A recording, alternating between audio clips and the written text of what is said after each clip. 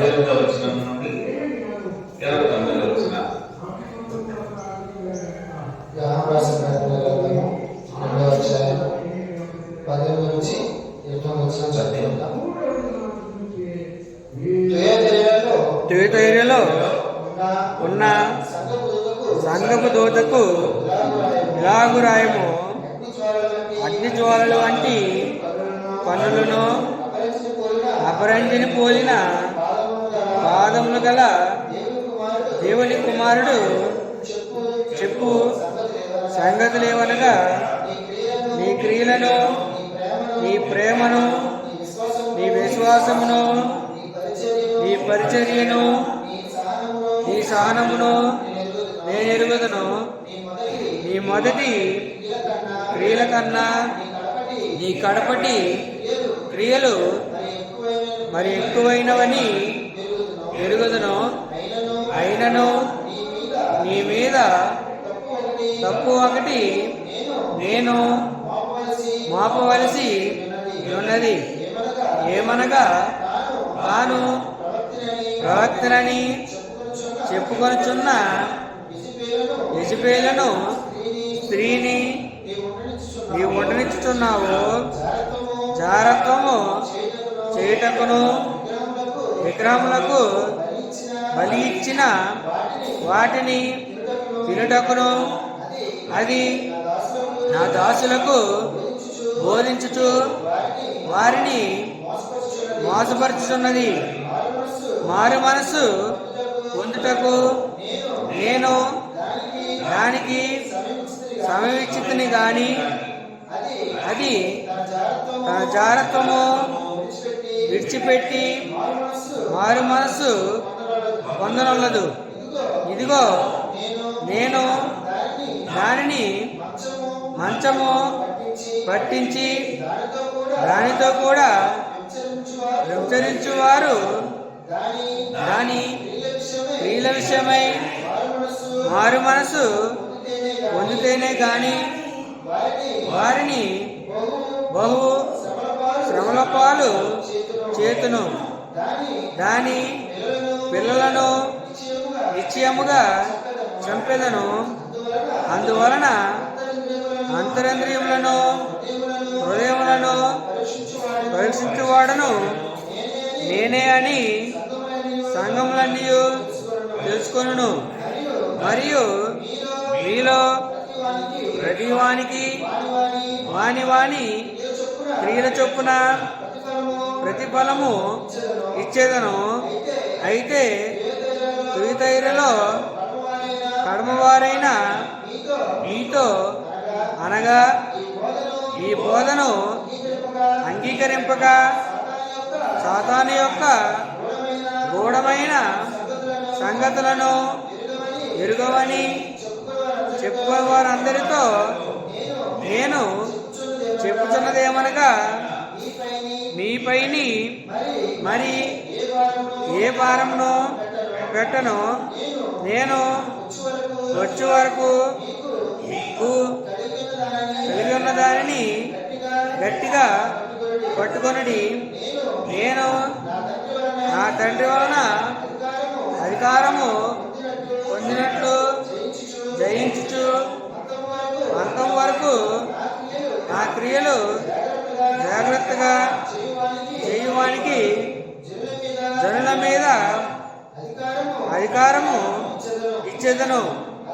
అతడు ఇనుపదండముతో అన్ని ఏలును. వారు కుమ్మరవాణి పాత్ర వలె పగలగొట్టబడుదురు. మరియు అతనికి వేకువ చుక్కను ఇచ్చేదను. సంఘములతో ఆత్మ చెప్పుతున్న మాట చెవిగలవాడు వినుగాక.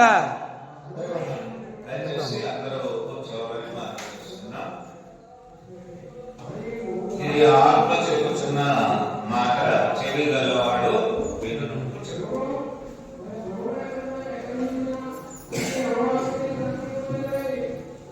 దేవుని వాక్యమును మనం ఆలోచన చేద్దాం. అంటే సంఘంలో ఉన్న పరిస్థితులను దైవ వాక్యము తెలియజేస్తుంది కనుక మనము ఈ యొక్క వాక్య బోధను మనం అంగీకరించాలి. దేవుని గూర్చిన జ్ఞానము కొందరికి లేదు అని పరిశుద్ధ గ్రంథం తెలియజేస్తుంది. అంటే ఈ బోధ ఎవరికంటే సంఘంలో ఉన్న మనకి మనం జాగ్రత్తగా ఉండవలసిన అవసరత అనేది ఇక్కడ దేవుని యొక్క జ్ఞానము మనం సంపాదించుకోవాలి. దేవుని జ్ఞానము కొందరికి లేదు. ఎంతమంది లేదు? కొందరికి. సంఘంలో ఉన్న వారందరూ కూడా దేవుని జ్ఞానం కలిగినటువంటి వారు కాదు. అలాగే బోధకులందరూ కూడా వారిలో కొందరు దేవుని జ్ఞానం లేనటువంటి వారు ఉన్నారు. అలాగే విశ్వాసంలో కూడా కొందరు దేవుని జ్ఞానం లేనటువంటి వారు విశ్వాసంగా చలామణి అవుతున్నారు. అలాగే కొందరు సంఘ పెద్దలైనటువంటి వారు కూడా సంఘ పెద్దలు సంఘాల్లో ఉన్నప్పుడు వారిలో కొంతమంది దేవుని గూర్చిన జ్ఞానం లేనటువంటి వారు కొందరు ఉన్నారు. అంటే సంఘంలో ఉన్న మనమందరం కూడా ఏం సంపాదించుకోవాలంటే దేవుని జ్ఞానాన్ని సంపాదించుకోవాలి. లోకంలో అన్ని సంపాదించుకోవడం కాదు, అన్ని దోచుకోవడం కాదు, అన్ని మనము పొందుకోవాలన్న ఆశతో మనము పాపం చేసేవారుగా ఉంటున్నాం. ఇప్పుడు ఏం కావాలి మనకంటే దేవుని జ్ఞానము కాదు. ఒకసారి దేవుని వాక్యం చెబుతాం. 1 కొరింథీయులకు రాసిన పత్రిక 15వ అధ్యాయము, 1 కొరింథీయుల పత్రిక 15వ అధ్యాయంలో 33, 34 వచ్చింది. మోసపోకుడి దుష్ట సాంగత్యము మంచి నడవడిని చెరుపును నీతి ప్రవర్తన గలవారై మేల్కొని పాపము చేయకుడి. దేవుని గూర్చిన జ్ఞానము కొందరికి లేదు, మీకు సిగ్గు కలుటకై ఇట్లు చెప్పుచున్నాను. సంఘంలో ఉన్న ప్రతి వ్యక్తి కూడా ఏ కలిగి ఉండాలంటే నీతి ప్రవర్తన కలిగి ఉండాలి. ఒకటి. రెండవది మేల్కొని ఉండాలి, జాగ్రత్తగా ఉండాలి. మేల్కోవడం అంటే జాగ్రత్త కలిగి ఉండాలి. పాపము చేయకుండా ఉండాలి. ఏం చేయకూడదు? పాపము. దుష్ట సాంగత్యము చేయకూడదు, దుష్టులతో సహవాసము చేయకూడదు. మనము మోసపోకూడదు. ఏ మార్గంలో ఆ మార్గం క్రీస్తు ప్రభు అయిన యేసు క్రీస్తు వారి యొక్క మాటల మాత్రమే మనం నమ్మాలి. అయితే సంఘంలో ఉన్న కొందరికి దేవుని వచ్చిన జ్ఞానము లేదు. అంటే ఎందువల్లంటే వారిలో దేవుని వాక్యము పనిచేయడం లేదు. కానీ మోసపోతూ ఉన్నారు. అన్ని ఒకటేనంటే అనుకుంటారు. దేవుడే, సాతానే. మనము జీవించడానికి భూమి అనుకూలమైంది అంతే తప్ప నవగ్రహాలు ఉన్నాయి, అందులో మించినటువంటి గ్రహాలు కూడా ఉన్నాయి. మనకి తెలియనటువంటి ఎన్నో సంగతులు ఉన్నాయి. కానీ నేను అక్కడే ఉంటానంటే నీకు అనుకూలత లేదక్కడ. నువ్వు సంఘములో ఉంటే మోసపోవు, వాక్యంలో ఉంటే నువ్వు మోసపోవడానికి అవకాశము లేదు. సత్య వాక్యములు ఏది ఉంటే నువ్వు మోసపోవడానికి అవకాశము ఉండదు. చాలా మంది మోసపోతున్నారు. అంటే దేవుడు చెప్పిన ప్రతి మాట వారికి నచ్చడం లేదు, అందుకే మోసపోతున్నారు. అంటే సత్యములో ఉండవలసినటువంటి వ్యక్తులు, సంఘంలో ఉన్న వ్యక్తులు ఎక్కడ ఉన్నారంటే మోసపోతున్నారు, తమను తాము మోసపరుచుకుంటున్నారు. అందుకే 33వ వచనం అంటాడు, మోసపోకుడి. మొట్టమొదట ఒక వ్యక్తి మోసపోయింది ఎక్కడంటే ఏదో తోటలోనే.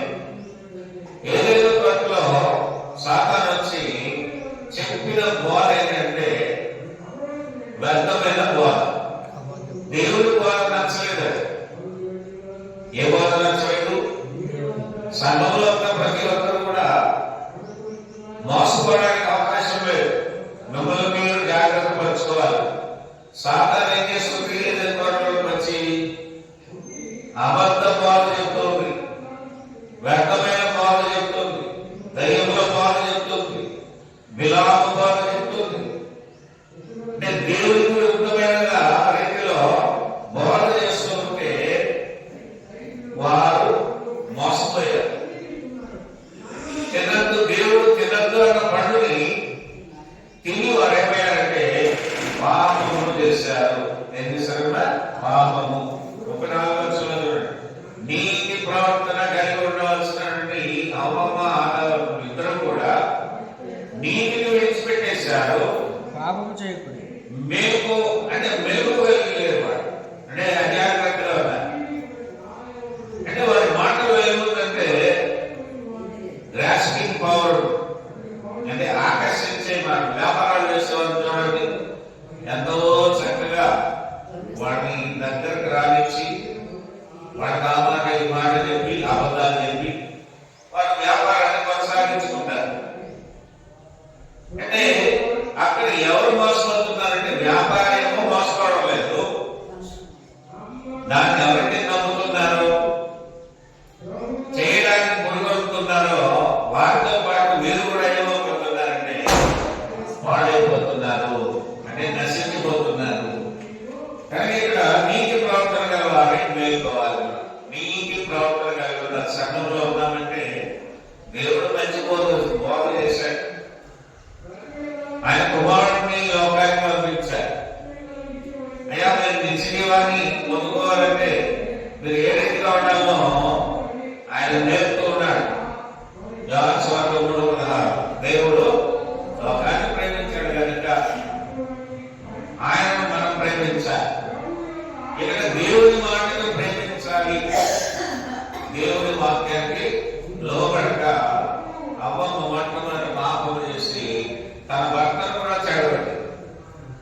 కారణం ఏంటంటే నీతి ప్రవర్తనను విడిచిపెట్టారు. మేలుకొని అనగా జాగ్రత్తగా ఉండవలసినటువంటి అవ్వమ్మ ఆరంలో ఎలా ఉన్నారంటే అజాగ్రత్తగా ఉన్నారు. అంటే పాపము చేస్తున్నారు, పాపము చేయడానికి ఇష్టపడిపోయారు. దేవుని యొక్క స్వరాన్ని వింటున్నారు, దేవుడు చేయొద్దన్న పనిని వారు చేసి వారికి వారు మోసపోయారు. అంటే దేవుని మాట వినాలి. సంఘంలో ఉన్న మనమందరం కూడా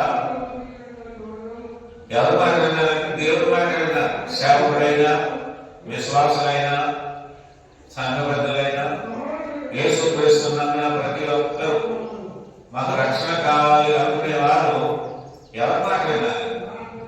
దేవుడి మాటే వినాలి. నేను దేవుడి మాట విన్ను, మా అయ్యగారు అమ్మగారి మాట వింటానంటే కుదరదు.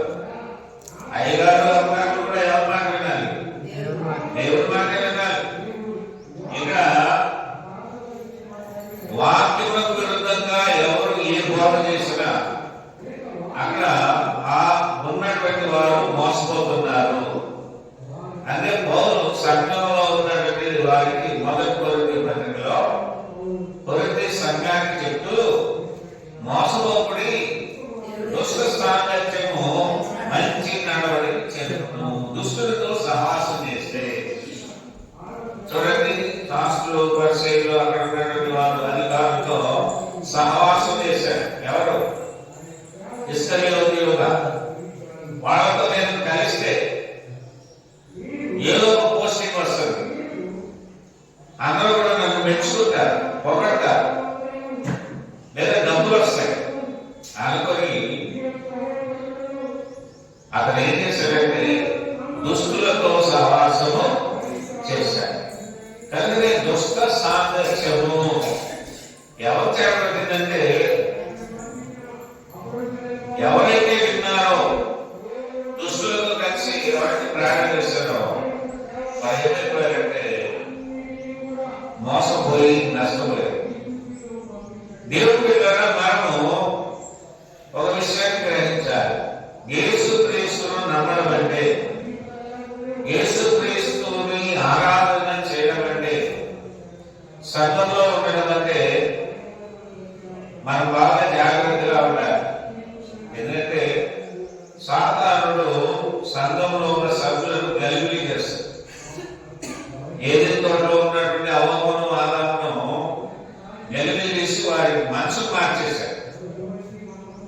ఎందులోకి తీసుకెళ్ళిపోయాడంటే పాపంలోకి తీసుకెళ్ళాడు. పాపం నేర్చుకునేలాగా, అంటే దేవుని ఆజ్ఞను అతిక్రమించి వారిగా చేసేసాడు. అప్పుడు ఏం వెంబడించింది, ఏం పోగు చేసుకున్నారు వారంటే ఆజ్ఞాతిక్రమే పాపము. నీవు ఎంత మంచిగా ఉన్నా దుష్టులతో సహవాసము చేయడము, సాతాను బోధకులు లోబడక, అలాగే దేవునికి విరుద్ధమైన కార్యాలు చేయడము మనకంత మంచిది కాదు. అందుకే ఇక్కడ మోసపోకుడి దుష్ట సామ్రాజ్యము మంచి నడవడికి చేరుకును. నీవు మంచివాడే, నీవు మంచిదానివే, కానీ ఇక్కడ దుష్టుడు ఉన్నాడు. దుష్టుడు ఎవరంటే సాతానే. సంఘంలో కూడా సాతాను ఉంటారు. చూడండి, కొంతమంది నిద్రపోతుంటారు. ఎక్కడ? సంఘంలో ఉంటారు. కొంతమంది పక్కన వాళ్ళతో మాట్లాడుతుంటారు. వెళ్ళిన పని ఏంటి? మనం దేవుడి వాక్యాన్ని వినాలంటే వాక్యము పరిశీలించాలి. అది మన పని. చక్కగా పాటలు పాడాలి, చక్కగా ప్రభుత్వంలో భయభక్తులతో దాన్ని స్వీకరించాలి. కానీ వారి విషయాలు వీరి విషయాలు మాట్లాడేవారంటే సాతాను సంబంధులు. మెల్లగా గుసగుసలాడుతుంటారు సంఘంలో ఉండి. వారెవరు? సాతానికి చాలా దగ్గర బంధువులు అన్నమాట. ఇప్పుడు సంఘంలో ఉన్న సభ్యులందరూ కూడా సహోదరులు సోదరులు ఎలా ఉండాలంటే చాలా జాగ్రత్తగా ఉండాలి. ఎందుకంటే దినములు చెడ్డని బాగా గ్రహించాలి. ఎఫెసీ సంఘాన్ని కూడా అదే చెప్తున్నాడు పౌలు, ఎలా దినములు చెడ్డని. ఈ చెడ్డ దినాల్లో ఉన్న మనం అనుకుంటాం మేము బాగా ఉన్నాం, మాకు అన్నీ ఉన్నాయి, అన్ని అనుభవిస్తున్నాం, అన్ని సంపాదించుకుంటున్నాం, అన్ని పనులు చేసుకోగలుగుతున్నాం, బాగా ఆరోగ్యంగా ఉంటున్నాము అనుకుంటున్నాం. కానీ మనకు రోగాలు ఉన్నాయి. భౌతిక సంబంధమైన, శారీరక సంబంధమైన రోగాలు ఏంటంటే బలహీనతలు. వినిందని చెప్పిందల్లా వింటున్నా. అయితే దేవుడు చెప్పింది ఇలా, సంఘంలో ఉన్న సభ్యులందరూ కూడా దేవుడి మాట వింటే నీవు దేవుడి వాక్యాన్ని బట్టి దీవించబడతావు. దేవుని బిడ్డ అయితే నీవు చేసే సామర్థ్యము దేవుడితోనా లేదా దుస్తులతో చేస్తున్నావా గమనించాలి. ఈ లోకంలో పొగిడి పొగిడి పొగిడి పడగొట్టేవారు కూడా ఉన్నారు.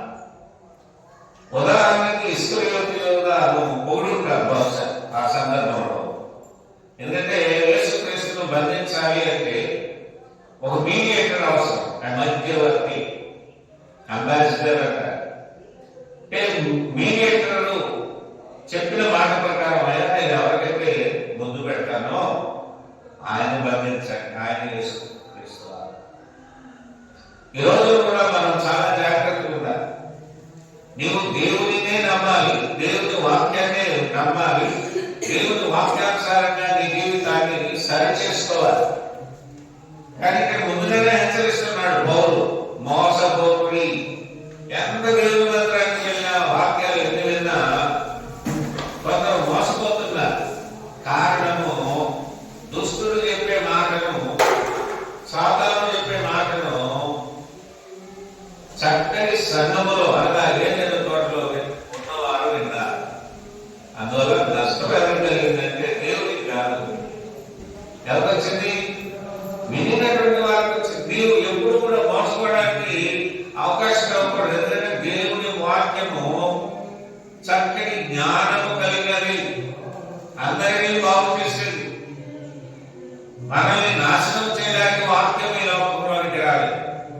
మనల్ని నీవు ఎవరైనా సరే, ఏ మతమైనా, ఏ కులమైనా, ఏ ప్రాంతమైనా, ఏ భాష అయినా, ఏ గృహంలో ఉన్నా, ఏ ప్రదేశంలో ఉన్నా, నిన్ను రక్షించేది మాత్రం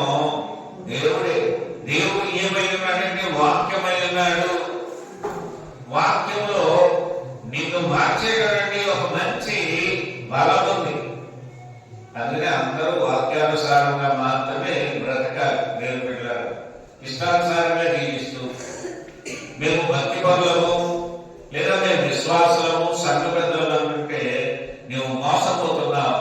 అందుకే దేవుడి వాక్యం అన్నది లోక సంబంధమైనటువంటి మనుషుల జ్ఞానము దేవుని ఎదుట ఎలా ఉందట? వ్యక్తిగతముగా ఉంది. వెర్పనం చేస్తూ మేము చాలా జ్ఞానము అనుకునే వారికి దైవ వాక్యం కూడా సెలవిస్తూ అంటే వెర్రి పనులు చేయకూడదు. దేవుని ఎదుట, సంఘంలో, నీ కుటుంబంలో కూడా వెర్రి పనుల వల్ల కొన్ని నష్టాలు వచ్చే ప్రమాదము ఉంది. అందుకే ముప్పై కూడా వచ్చాడు మోసపోకటి దుష్ట సాంగత్యం మంచి నడవని చేసుకోవడం. మీరు మంచివాడే. మీలో ఉద్రేకాన్ని కలిగించేది ఎవరు? ఆశలు కలిగించేది ఎవరు? మిమ్మల్ని పక్కగా పట్టించేది ఎవరంటే సాతాను. సాతాను స్వభావం ఏంటి? నీవు ఒక మనిషిగా మంచి వాడవే, ఒక స్త్రీగా మంచిదానివి, ఒక యవన బిడ్డగా నీవు మంచివాడు, ఒక పెద్దగా నీవు మంచి లక్షణాలు కలిగిన అయితే నీకు పాడు చేస్తున్నది ఎవరంటే సాతానే పాడు చేస్తుంది. అబద్ధములకు జనకుడు సాతాన్ అంటే అబద్ధాలు పోగు చేసుకొని ఆ అబద్ధాలని సంఘంలో బోధించినప్పుడు సంఘ సభ్యులకు ఏం కలుగుతుందంటే నష్టం కలుగుతుంది, మోసపోతారు. కాబట్టి మనం ప్రతి స్థలంలో పౌలు చెప్పినట్టు మోసపోకూడదు. అబద్ధ బోధలు విని పాడైపోయినాడు ఎంతమంది ఉన్నారు.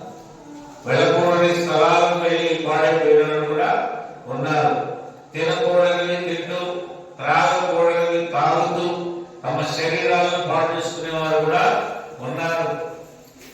కనుకనే దేవుని బిడ్డలారా, పౌలు చెప్పినట్టు మనం చాలా జాగ్రత్తగా ఉండాలంటే ఏం చేయాలి? 34వ వచనం, నీతి ప్రవర్తన కలిగి ఉండాలి, నీతిగా ఉండాలి. దేవుడు ఏం చెప్పాడో అది చేస్తేనే నీవు నీతి పరుడవు. ఆయన చెప్పింది చేయకుండా నీకు నచ్చింది నీవు చేస్తే నీవు అవినీతి పరుడవు. కాబట్టి దేవుని బిడ్డలు వాక్యములు విన్నారు, విశ్వాసులుగా కొనసాగుతున్నారు, ఆయన ఒప్పుకున్నారు, ఆయనను విశ్వాసంతో వెంబడిస్తూ బాప్తిజం కూడా పొందారు. పొందినటువంటి మనము మన ఇష్టానుసారమైనటువంటి జ్ఞానంతో మనం ముందుకు వెళ్ళకూడదు. ఏ జ్ఞానం ఉండాలి? దేవుని జ్ఞానం. సంఘంలోనికి వస్తే వాక్యము ద్వారా దేవుడు బోధిస్తున్నాడు ఆయన జ్ఞానాన్ని. లోకంలో ఏముందంటే అజ్ఞానం ఉంది. ఏంటి అజ్ఞానము? ఆరాధనను మర్చిపోవడం అజ్ఞానం. క్రీస్తు ప్రభువు చేసిన క్రియలను మర్చిపోవడము అజ్ఞానం. దేవుడికి దేవుడు వాక్యానికి లోబడకపోవడము అజ్ఞానం. క్రీస్తు ప్రభువు చేసినటువంటి బోధకు వ్యతిరేకముగా బోధించడం కూడా అజ్ఞానమే. కాబట్టి సహోదరులారా, నీతి ప్రవర్తన కలవారై మేల్కొని ఉండాలి. మేల్కొంటే జాగ్రత్తగా ఉండాలి. మేల్కొంటే పడుకుని నిద్రపోలేసాం అది కాదు. మన జీవితాల్లో ఎక్కడ మనం మోసపోకుండా మనల్ని మనం కాపాడుకునే బాధ్యత నేను. ఎందుకంటే ఆయన బోధ చేస్తున్నాడు, దేవుడు బోధ చేస్తున్నాడు. ఇలా బ్రతకాలి, ఇది చేయకూడదు, ఇలాగ ఆరాధన చేయాలి, ఇలాగ నువ్వు జాగ్రత్త కలిగి ఉండాలన్నప్పుడు దేవుని మాటకు మాత్రమే లోబడాలి. రెండవది ఏంటంటే పాపము చేయకూడదు. పాపం జరుగుతాడు. ఏంటి పాపము అంటే ఆజ్ఞాతిక్రమే పాపము. దేవుడు చెప్పింది చేయకుండా వ్యతిరేకంగా చేయటం పాపం. ఆయన అన్నాడు, ఆత్మతో పాడు మనసుతో పాడు అన్నాడు. వాక్యం ఏం చెప్తుంది? ఆత్మతో పాడును మనసుతో పాడు అంటే ఆత్మ కలిగి మనసు పెట్టి పాడాలి. పాటలు అర్థం చేసుకుంటూ పాడాలి. పాట అంటే దాని మీద ప్రేమ ఉండాలి. అందులో ఉన్న అర్థమేదో గ్రహిస్తూ పాడాలి. ఆత్మతో పాడాలి. దేవుని ఆత్మ మీలో ఉన్నాడని మీరు ఎరగరా?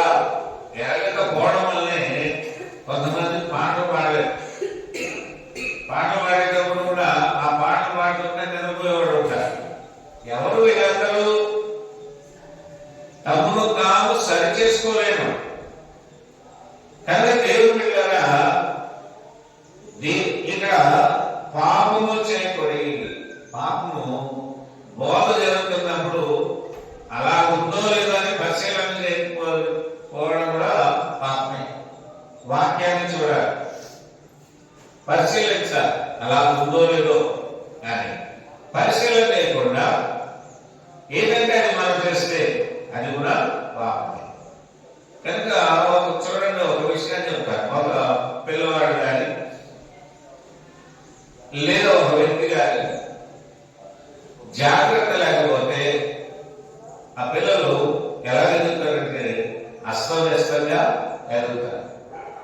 నీవు మంచి విత్తనం వేయాలి, నీ కొరకే నీలో నుండి మంచి ఫలాలు రావాలి. ఎవరికి? దేవుడికి. దేవుడిని మాత్రమే మహిమపరచాలి.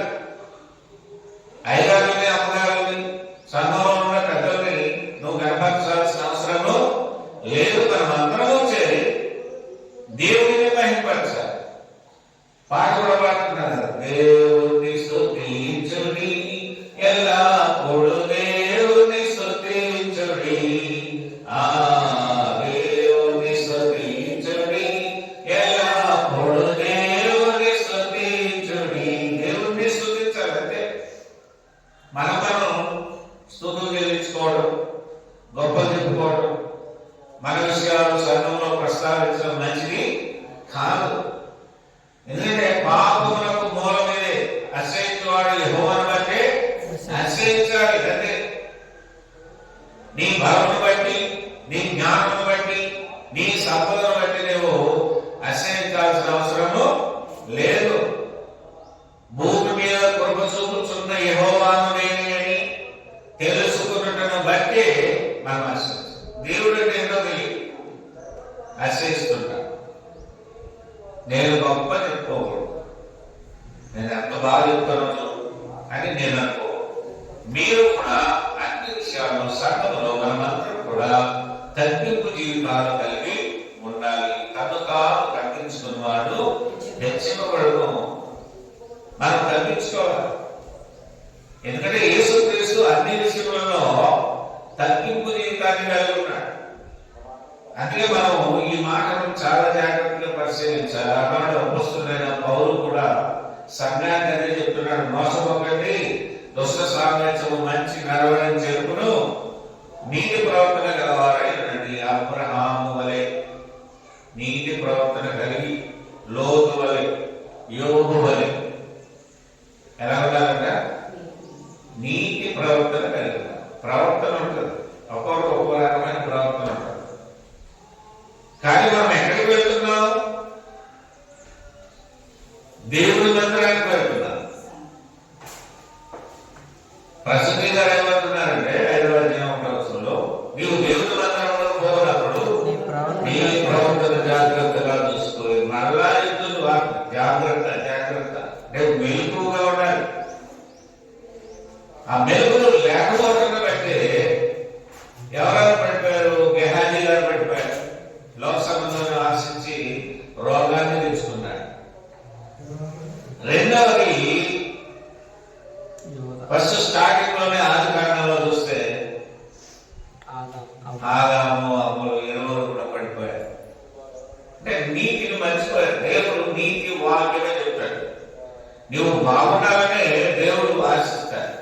నేను చెడిపోతాను, నేను పాడైపోతాను, నేను నీ మాట వినను అంటే ఎవరికి నష్టం అంటే వినడంలోని వాడు శాపగ్రస్తుడు.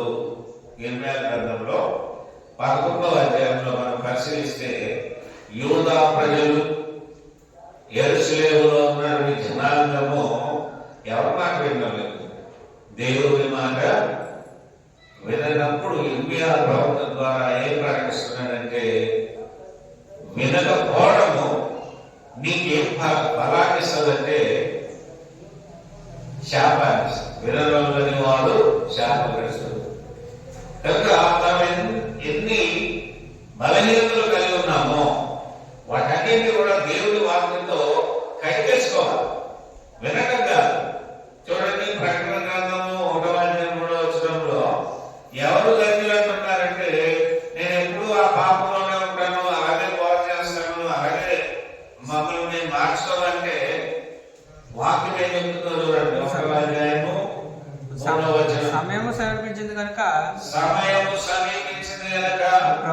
వాక్యములు చదువువాడును వాటిని విని ఇందులో వ్రాయబడ్డ సంగతులను గైకొని వారును ధన్యులు. మీరు ధన్యులుగానే ఉన్నారు. 100 మంది అవసరం లేదు. ఇరుకు ద్వారమున ప్రవేశించేవారు ఎంతమంది? అందరే. విశాల మార్గమున వెళ్ళేవారు ఎంతమంది? అనేకులు. కనుక నీవు ఆ 2 ముగ్గురు కలిగినటువంటి వాటిలోనే ఉన్నాయి. ఎందుకంటే యేసుక్రీస్తు వారి ముందే తెలియజేశారు, ఎక్కడైతే 2 ముగ్గురు నా నామాన్ని కోరుకుంటారో వారి మధ్య నేను ఉన్నానన్నా. ఒక 1000 మంది అంటే 100 మంది అంటే అక్కడ ఉన్నానన్నా. 2 ముగ్గురు ఎందుకంటే ఆయనకు తెలుసు మానవ స్వభావం. ఎవరికి తెలుసు అంటే దేవుడికి తెలుసు, యేసుక్రీస్తు వారికి తెలుసు. అందుకే ఆ మాట అంటాడు, మీరు దేవుని మాటే వినాలి, దేవుని వాక్యమునే అంగీకరించాలి, ఉన్నట్టుగా మీరు చేయాలి, విశ్వాసంలోనే ఎదగాలి. చివరిగా వచ్చేసి పాపాన్ని చేయకూడదు అన్నాడు. ఏంటి ఆ పాపం అంటే దేవుని వాక్యానుసారంగా జీవించకపోవడమే పాపము. నెక్స్ట్, దేవునికి వచ్చిన జ్ఞానము కొందరికి లేదంట. అందరికి లేదంటలేదు. మనలో సంఘంలో ఉండేవారు కూడా, బోధించే వాళ్ళలో కూడా, అలాగే సంఘ పెద్దల్లో కూడా, అలాగే విశ్వాసులైనటువంటి వారిలో కూడా కొందరికేమో దేవుని జ్ఞానం ఉంది, కొందరికి లేదంట. దేవుని జ్ఞానము లేదంటే పౌలు చక్కగా వివరిస్తున్నాడు. దేవునికి వచ్చిన జ్ఞానము కొందరికి లేదు.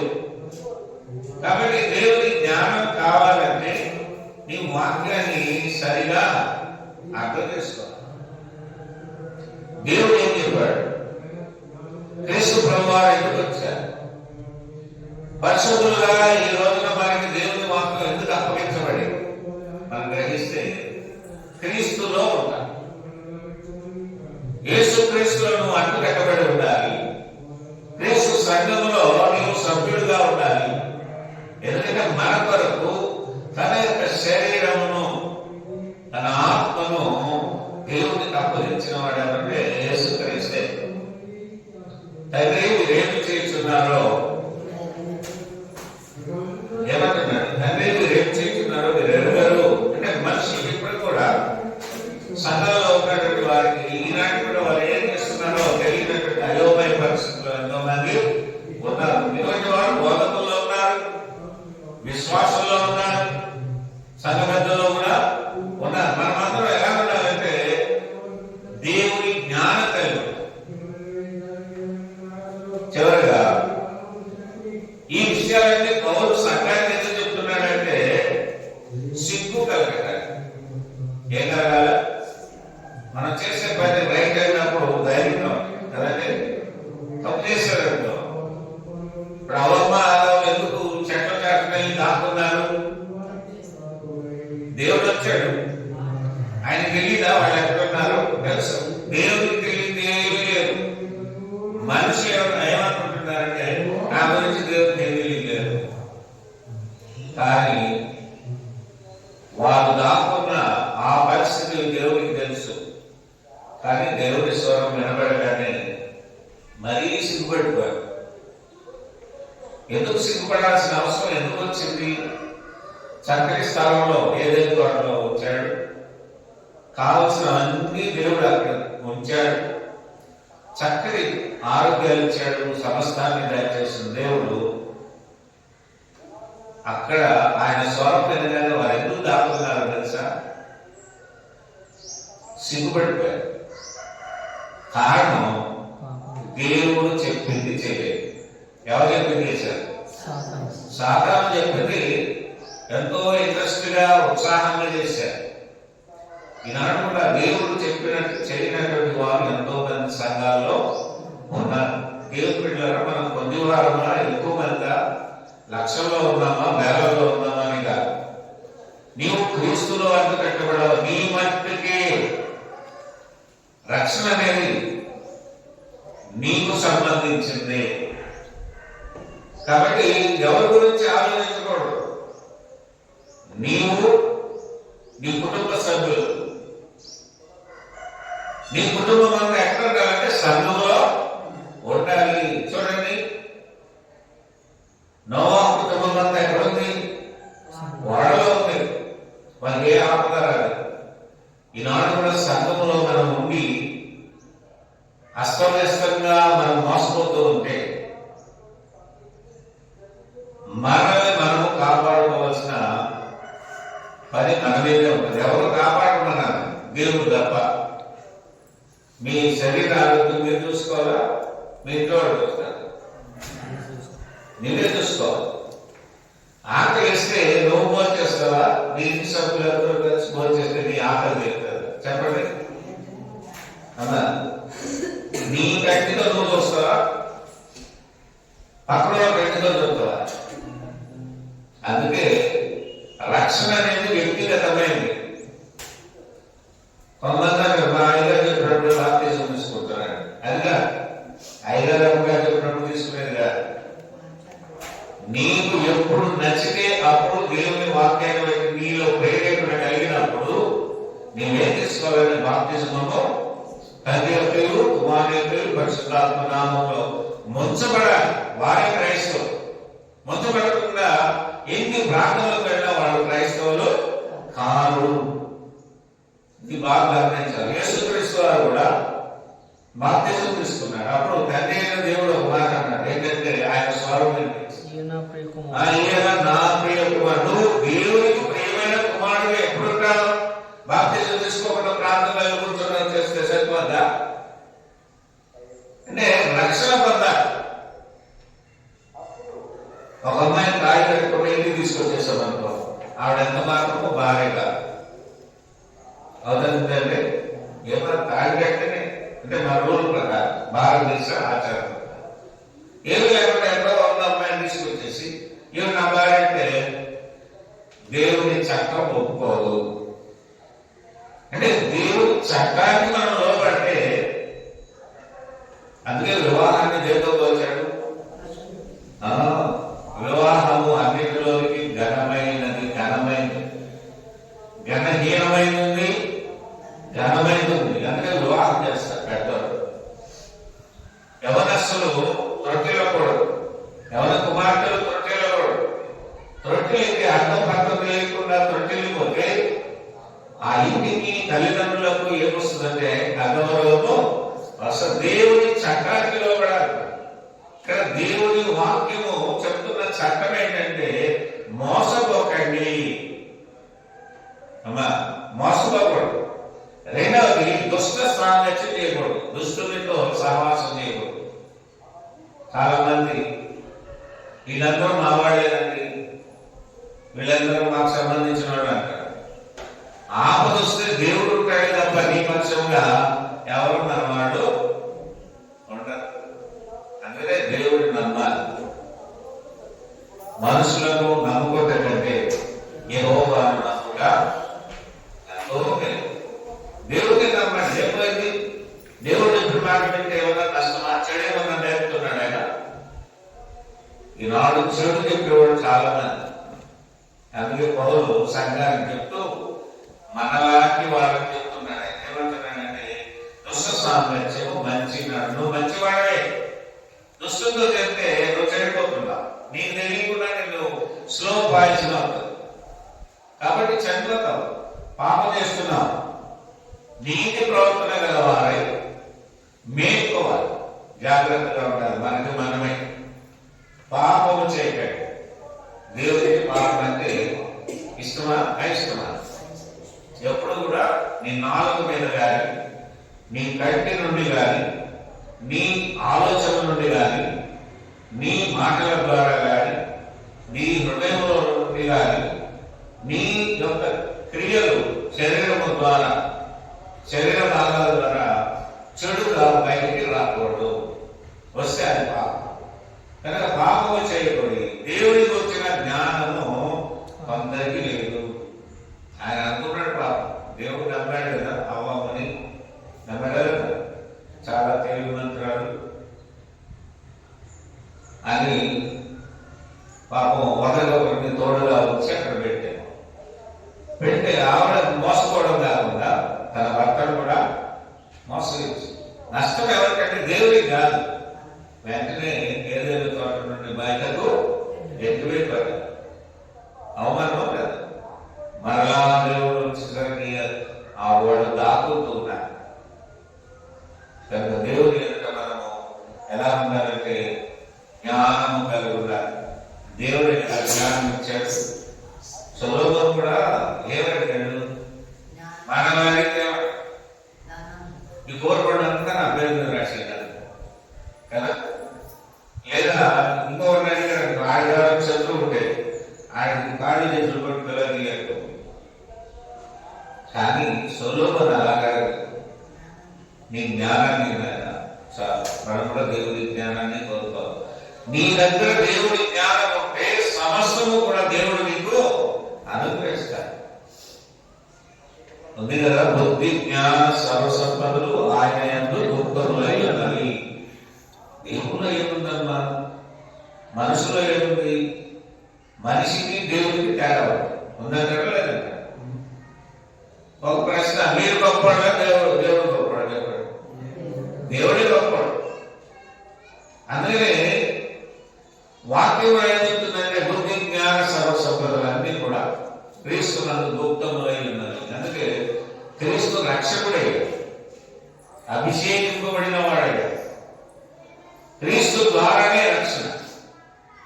కాబట్టి ఈ మాటలు విన్న మీ అందరికీ కూడా ఏమైనా దేవుడికి విరుద్ధంగా, మీరు వాక్యానికి విరుద్ధంగా ఉంటే వాటిని క్షణమే విడిచిపెట్టాలి. విడిచిపెట్టి ఆనాడు సంగమునకు పౌలు ఏ బోధ చేశాడో ఆ బోధ క్రీస్తు ప్రభు వారిని. క్రీస్తు చేసిన బోధ ఎవరంటే దేవుని. దేవుడే కదా. దేవుని దగ్గర నుండి మనల్ని ఎంతో ప్రేమించి తీసుకొచ్చి మనకు అప్పగించాడు. బాబు ఇలాగా జీవించండి, ఇలాగ వినండి, ఇలాగా పని కలిగి ఉండండి, దేవునిని మాత్రమే మహిమపరచండి అని వాక్యము ఎవరికి చెప్తుందంటే పరిశుద్ధులకు. ఎవరు ఆ పరిశుద్ధులంటే ఈ ప్రకారంగా ఉండేవాడు కాదు. క్రీస్తు బోధకు లోబడిన వారు పరిశుద్ధులు. కనుక ఆయన రక్తము వలననే మనము రక్షణ పొందగలం. అందుకనే ప్రతి ఆదివారం మనం క్రీస్తు శరీరమునకు సాదృశ్యమైన రొట్టెను, క్రీస్తు రక్తమునకు సాదృశ్యమైన 2 ద్రాక్షరసాన్ని తీసుకుంటాం. అది క్రమం. ప్రతి ఆదివారము అమ్మగారికి ఐదరికి ఇష్టమైనటువంటి రోజులు కాదు. ప్రతి ఆదివారము నిజమైన క్రిస్టియన్, ట్రూ క్రిస్టియన్ ఎవరిని జ్ఞాపకం చేసుకోవాలి? యేసుక్రీస్తు యొక్క శరీరమును రక్తమును పానం చేయాలి. ఆయన శరీరాన్ని తీసుకోవాలి. పొందిన రక్షణ ఎలాంటిదిగా ఉండాలంటే నీ ఇష్టానుసారంగా బాప్తిజం తీసుకోవడం కాదు. వాక్యమును విని విశ్వసించి మారుమనసు పొంది ఒప్పుకొని బాప్తిజం అన్నారు. అంటే బాప్తిజం అంటే లోక సంబంధమైన బాప్తిజాలు కాదు. ముంచబడాలి. ముంచబడిన ప్రతి ఆదివారం కూడా ప్రభు వలను కంపల్సరీగా తీసుకోవాలి. అలా తీసుకోకపోకుండా ఉంటే అది పాపం. ఆజ్ఞాచకరమే పాపం. కనుక మీరందరూ